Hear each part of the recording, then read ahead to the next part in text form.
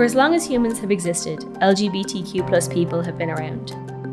From the archaeological discovery of two males from ancient Egypt called Nyanknum and Khnumhotep, believed to have been in a gay relationship,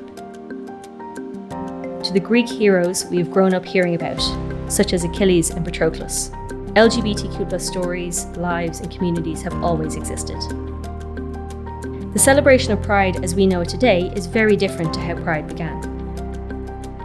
The first Pride began as a protest in New York in 1969. Queer people were tired of the discrimination and violence they experienced from police forces who violently raided their beloved gay bar, the Stonewall Inn.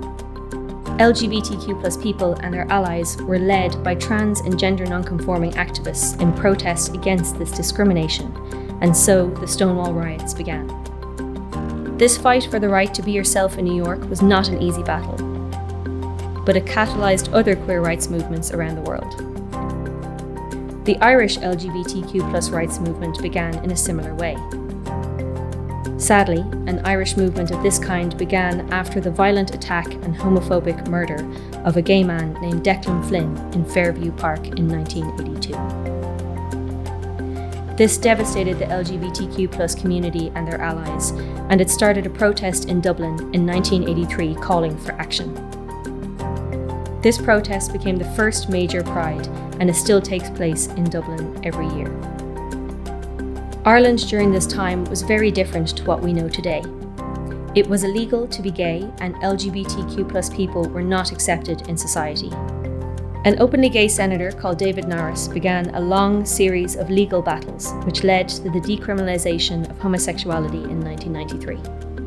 During the same time, Lydia Foy, a transgender woman, fought for her right for her gender to be legally recognised. After a long legal battle, which lasted over 20 years, she was legally allowed to change her gender marker, and so the Gender Recognition Act was passed in 2015. In the same year, Ireland became the first country in the world to legalise marriage equality through popular vote, and these changes were monumental. Ireland is now legally a much safer place for LGBTQ+ people than it used to be. However, the fight is still not over. LGBTQ+ people still experience inequality, discrimination, and violence in Ireland. There is still a lot of work to be done to change attitudes and make Ireland a safer and more accepting place. And we all have a responsibility to keep making these positive changes. It starts with each one of you, and you can get involved even if you are not LGBTQ+. You can be an ally to the community and continue to make Ireland a better place for everyone.